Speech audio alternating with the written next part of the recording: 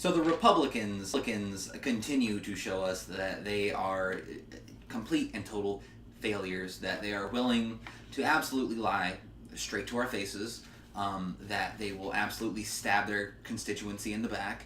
I mean, what we're witnessing right now is basically, with the Obamacare repeal or lack thereof, you're witnessing one of the greatest deceptions in well, maybe not the greatest deceptions in political history, but one of the greatest deceptions in political history. I mean, this is, at least in modern history, this is insane. I mean, an entire party, the entire Republican Party, I mean, for the most part, has leaned on the issue of a repeal and replacement, or at least a repeal of Obamacare. This is something that, since the debates about Obamacare began in the Obama administration, Republicans have said that they would repeal it and are going to repeal it. Earlier this week, the Senate finally, after fumbling around and just, I mean, Congress is basically, they don't even know what the heck they're doing. I mean, it's insane. You've got different groups of the Republican Party all at odds with each other over one of the issues that should easily unite them all. It's insane. You've got the actual members of Congress and senators, or members of the House and Senate rather, that are actually willing to follow through with what they said. That's the Tom Cottons and the Rand Pauls and the Mike Lees and the Ted Cruzes, that are at odds. The people who really want to repeal Obamacare, at odds with the members in the Republican Party that want to see the big government expansion of Medicaid and the heavy hand of government involved in our medical system. But they were willing to lie to their voters and say that they want a repeal of Obamacare. So you've got sort of the Tea Party wing and sort of the establishment wing, and then whoever the heck else in between, then just the full straight up rhinos out there as well, Republican in name only, people like Susan Collins, who is just, I mean, just, why don't you just change your name to a Democrat? I mean, really, why call yourself a Republican when you're clearly not? And it's just insane. They've opened up debate on an Obamacare repeal bill earlier this week, after the earlier turmoil of trying to get a previous House bill passed, finally sort of subsided a little bit. And what they're doing now is shooting down. So first they shot down the replacement bill that basically passed the House, finally did pass the House, and made its way into the Senate, where it was, subject to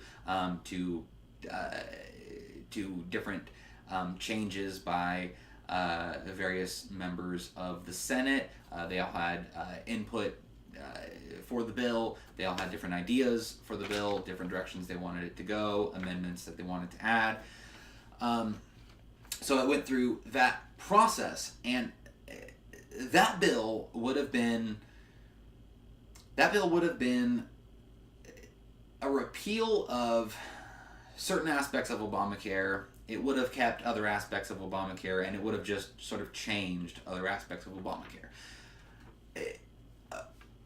Overall, it was not good. It was a bad bill, and it's probably a good thing that it didn't pass. There were some good things about it, like the Ted Cruz amendment, which allowed for people to be able to choose healthcare plans that didn't comply with Obamacare, as long as the insurers provided at least one plan that did apply with it. That was an amendment that was floated around but not solidified. That would have been one of the good portions of the bill.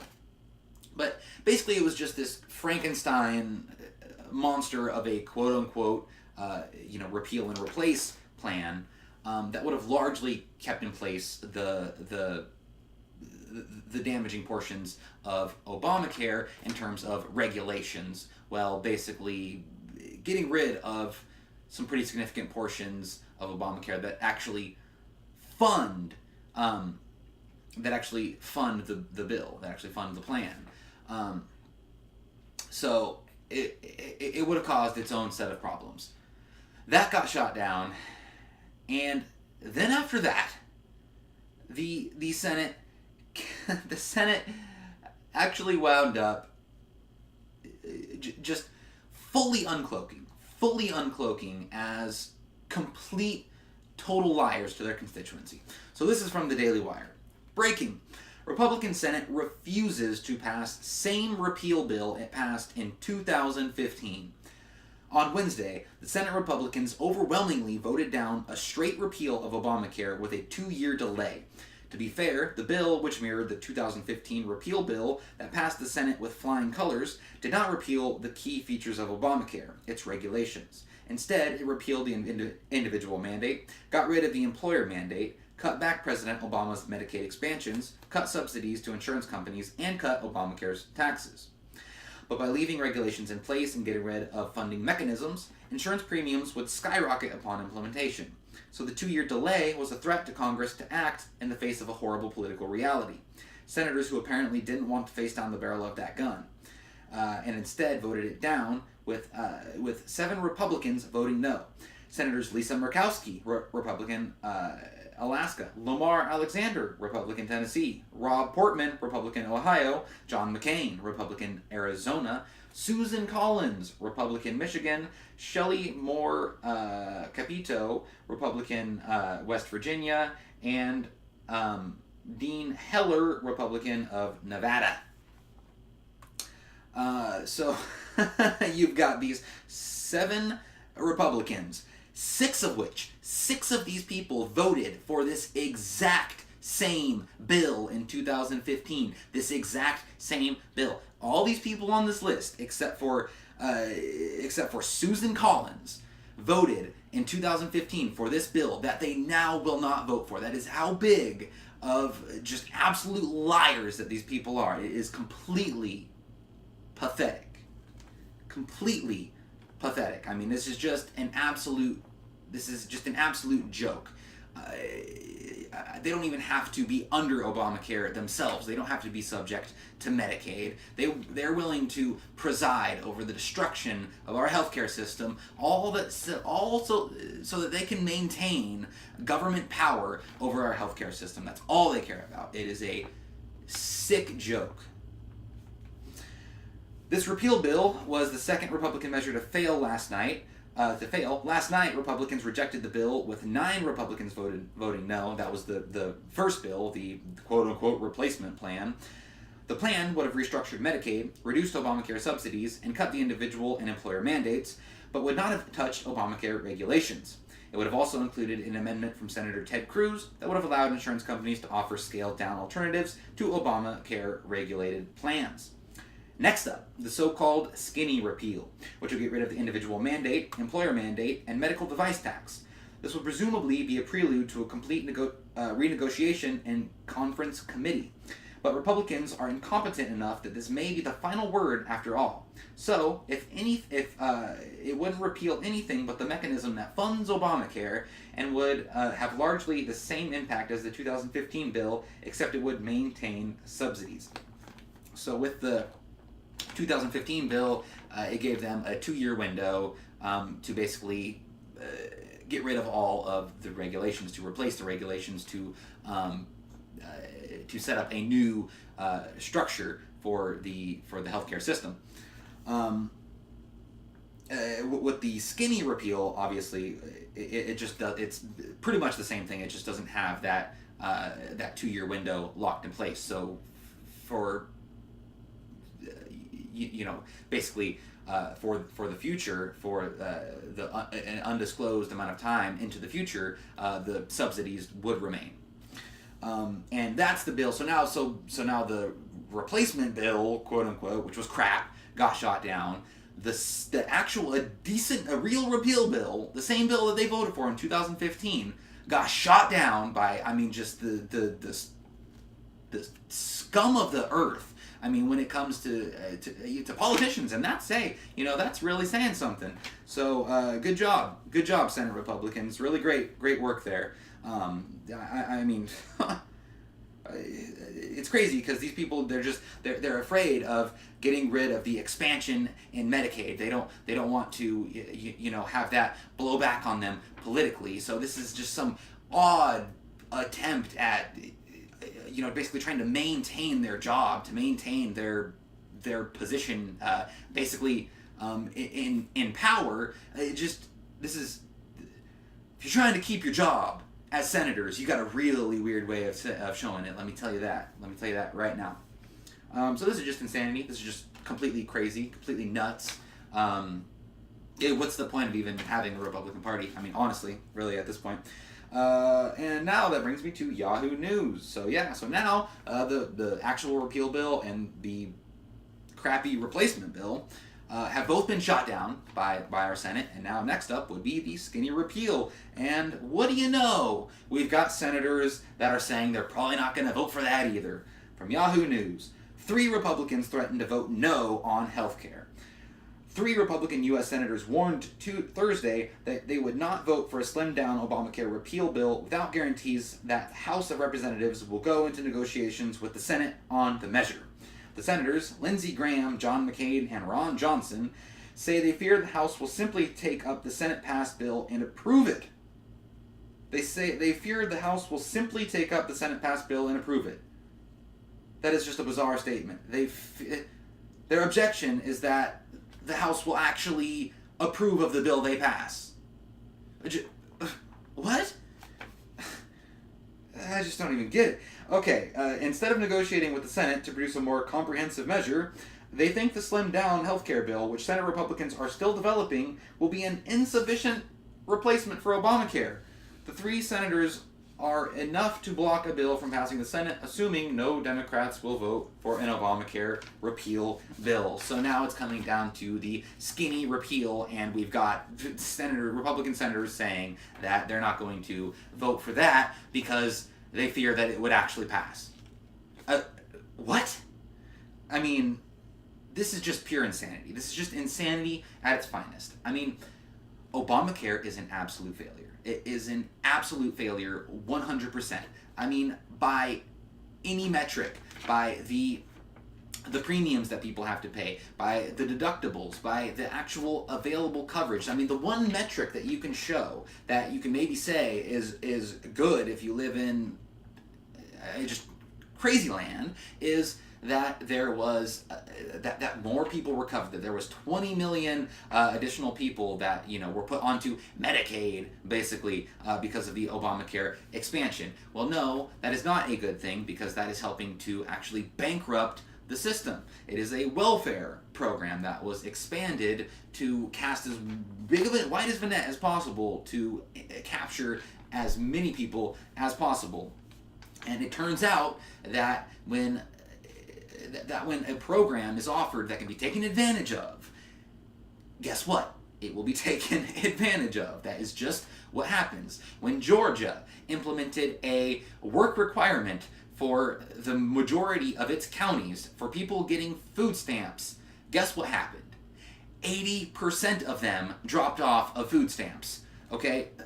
Look, programs get taken advantage of. I understand that people want to help other people, but what's going on here is politicians are playing on your sympathies for other people to try to secure your votes with the goal in mind of destroying the healthcare system and being able to rebuild on its ashes and implement a single-payer system, which would be government-controlled healthcare for everybody.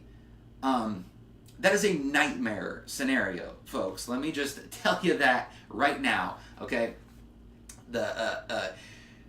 We have Jimmy Kimmel, right, who comes out and says that everyone should be able to get health care, no matter what. And he says that whatever bill the Republicans are trying to pass, that it needs to pass the Jimmy Kimmel test. Okay, let's look at government-sanctioned healthcare. Let's look at the case of Charlie Gard, for example, the child, the 11-month-old baby in Britain, who is now being subject to a government-sanctioned death sentence because he is part of the government socialized healthcare system that is subpar to the point that it was unable to do anything to help a poor, sick child that had a rare disease that if that child would have been born in the United States, he would have begun to receive treatment almost immediately. These doctors in Europe, in Britain, and the European Council on Human Rights, as if it could be any more Orwellian named than that, decided that child had to die at that hospital. His parents, Charlie Gard's parents, raised over $1 million from crowdsourcing to bring that child to the United States because there was an experimental treatment that could have potentially saved his life. The government stepped in and said, no, you don't have the right to make that decision. This child gets to die. That's government-controlled healthcare for you. Government-controlled healthcare is the VA, where 100 veterans last year died waiting on a waiting list to get healthcare. Okay, that's government-controlled healthcare. All right, it's not good, not good at all, and we are moving in a direction that is just going. We're moving into the direction of the complete destruction of our healthcare system as we know it. And a system of rationed care, death panels, and wait lines for care in many cases, and subpar healthcare to boot. So yeah, if that's really what everybody wants, then great. Yeah, sure. Let's just dive right into that. That's just lovely. So yeah, I mean, not exactly good news on the healthcare front. We're being completely sold out by the Republicans in Congress. It's a disgusting joke, honestly. We've got a healthcare system that completely failed. It was designed to fail. People like Jonathan Gruber, one of the head architects, said that the reason that Obamacare passed was because of the stupidity of the American voter. You've got a system where some states are left with only one insurance provider or no insurance provider, like good old Iowa, like I was talking about in one of my previous videos. They are now going to be left with 0 insurance providers in the individual market, 0 in 2018. Why? Because it is unaffordable to them. They cannot operate under the onerous Obamacare regulations and restrictions. I mean, the actual availability of quality healthcare, the amount of doctors that are not accepting Medicaid, and again, Obamacare was a massive expansion in Medicaid, and doctors are more and more starting to not even accept Medicaid whatsoever because they have to go through all of this paperwork, and they have to deal with getting paid pennies on the dollar. I mean, I could sit here for an hour and just list off just everything about Obamacare is a failure. Everything about it is a problem. It was literally, again, designed to fail. And it is just disgusting that we have Republicans that are willing to just completely sell out this country. So that's basically where we stand right now. If any of those senators are a senator in your state, please call them, email them, give them hell. Because at this point, I mean, I don't even know what to do. At this point, I mean, what is the point of even having a Republican Party? It is a total joke. So, anyways, with that, if you enjoyed this video and that insane, a little bit of a rant by me, I definitely get fired up on this situation because it's just ridiculous. So, yeah, if you enjoyed that, I hope you did. Please subscribe. Please leave a comment. If you'd like to listen to the audio version, I'll have that on SoundCloud. And if you'd like to follow me on social media, I'll have the links for my Facebook and Twitter, and I'll have all that in the description. So with that, I hope you have a wonderful day, and May the force be with you.